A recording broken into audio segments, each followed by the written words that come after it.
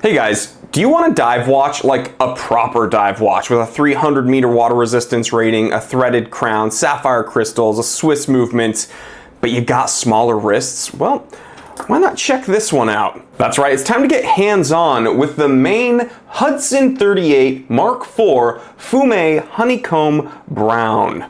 It is 3:19 p.m. Let's get down to business. Ooh, my Vero is kind of dirty. So right off the bat, the charm with these kinds of watches, I mean, aside from the optimal dimensions, is that you're getting a very wearable, simple, stylish watch without having to worry or baby it, right? You're getting a vintage design without any of the vintage problems, because again, guys, on this channel, I try to let you know the honest truth about watch collecting as a whole, and the fact that vintage watch collecting is a totally different animal. Take it from me, I'm a vintage watch dealer, and sometimes it's just nice to have a modern built watch and not have to worry about it day to day. And I think this Hudson Mark IV, again, this is the 38 millimeter, really scratches that itch. All right, so as we move the watch around, the first thing you'll notice is that Fume dial in full effect, lighter towards the center spindle and darker towards the chapter ring. Really nice Fume. And then the bezel, you know, very low profile, but it has a nice serration and very positive ratcheting retention. It's not going to back out on you. One thing I totally just gush over. Look at that crystal distortion. It is so incredible. The only way this could be more vintagey is if it was a box crystal that sat way atop the bezel, but I think that would kind of take away from just how nicely it flows into that low profile bezel. And this bezel, you know, it doesn't hang over the case, which a lot do when we're looking at dive watches, and this just adds to that wearability, right? Because I think the main selling point of this watch, aside from the gorgeous design language that's very, very deliberate all around, is that this is kind of a very wearable, proper sports watch. I mean, this has a 300-meter water resistance rating and a threaded crown, and it is 38 millimeters, guys. We're gonna talk about the specs in a moment, but I just wanna let you know, this is perfect if you're a guy with, you know, more slender wrists, or you're a woman that's actually looking for a proper sports watch, proper diver specifically. This is a great option for you. And one thing I love is, you know, I have bigger wrists. I have 7.5-inch wrists. And I know people are gonna be like, well, I have 8-inch wrists. I have 9-inch wrists. Well, 7.5 is larger than average. Guys, I promise, it's bigger than average, I promise. And still, you know, I rock, you know, 32 millimeter bubble back, so maybe take what I'm saying with a grain of salt, but this wears so nicely on my wrist, and I feel, truthfully, this is going to be a very versatile watch for a multitude of wrist sizes. But before I gush any further, I truly do want to jump in to the specs. Oh yeah. We already have some desk diving marks. Oh well, whatever. I'm a certified desk diver. This watch is powered by a Ronda R150 Swiss-made automatic movement. The glass is double domed sapphire. Spoke about that a little bit already. 316L stainless steel and bracelet. The bracelet is 20 by 16 millimeters. We have a 300-meter water resistance rating with a threaded crown and a screw-in case back. The diameter is 38 millimeters. 10.5 millimeter case thickness without the crystal. I hate how they list that on the spec sheet. 12.05 millimeters including the crystal, and a 46 millimeter lug to lug. All of this for just around 650 US dollars. That's like 599 euros, I believe, right now. But now that we know the specs, and you kind of already have a general idea of how I feel about this watch, let's jump into the pros and cons. First pro is the very, very coherent design language. Everything seems to be in the right place. Nothing is out of place. Nothing is kind of like sticking out like a sore thumb. I really like the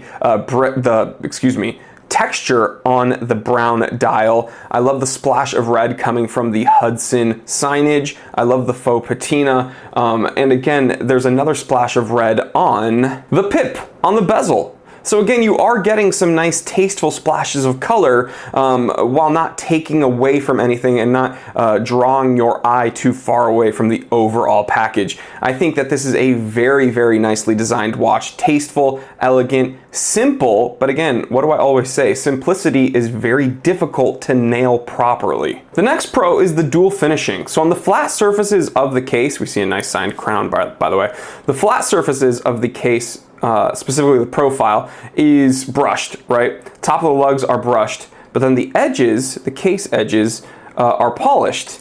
And then the bracelet's very dynamic with the center links and the border links being brushed, but then the borders of the center links being polished. So we see some nice tasteful dual finishing, and again, it's just very, very well executed. Next pro, silky smooth crown to thread and unthread. No issues there, doesn't feel gritty or grimy, just a pleasure to use and actuate. And this is a time only presenting watch. So again, I think if they gave this a date window, it really would have taken away from just the very, very, linear design language. Everything just makes sense with this watch. And then the final pro is that this crystal distortion is to die for. But it's not perfect. So let's talk about the cons. First con, and kind of only con, and it's a big con in my opinion, where the F are the drilled lugs? Dude, I complain about this all the time when I review watches, but a watch like this, which is kind of a vintage design, it requires drilled lugs. I demand drilled lugs. That would totally make this a true modern vintage built watch. All the old divers had drilled lugs. Give it drilled lugs. People aren't gonna always wanna wear it on a bracelet. They might wanna put it on some distressed leather. They might wanna put it on a sailcloth strap or a NATO strap.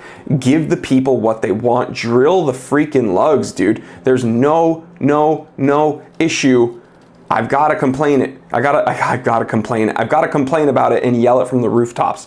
This is very frustrating. An otherwise nearly perfect presentation ruined. Not really ruined, but just knocked a little bit down a peg with the oversight of drilled lugs. Come on, man. Come on. But honestly, I'm not going to complain too much because the watch has just been sitting here with the window open and we see some incredible just like day glow. The lume is quite good on this watch. I'm actually going to burn it a little bit with my torch. My UV torch broke.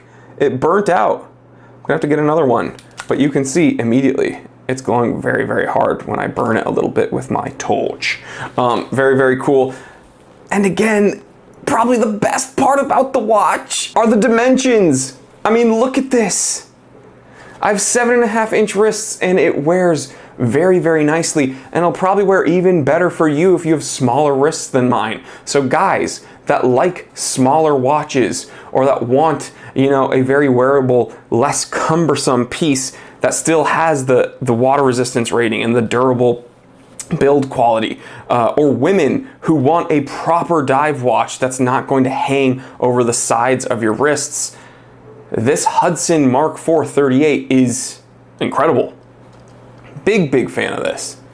Just give us some drilled lugs next time. But all in all, this is a great option for those who want a sub 40mm solid diver that's under $1,000 and with great vintage styling. There's a lot to like about this watch. Really the only complaint I had was about those drilled lugs, but seriously, it's not that big of a deal because you can just, get a spring bar tool in there. I recommend some spring bar tweezers and you can swap things out without too much of an issue. It's just drilled lugs look cool, and on this watch it would just make it really vintage and whatever. It just gives me the tingles when I see it. But I'm a big fan of this watch. We've taken a look at some very nice divers, one of which being this, the Beaufort Sea Trekker, which is super compressor, another kind of pseudo vintage modern built watch.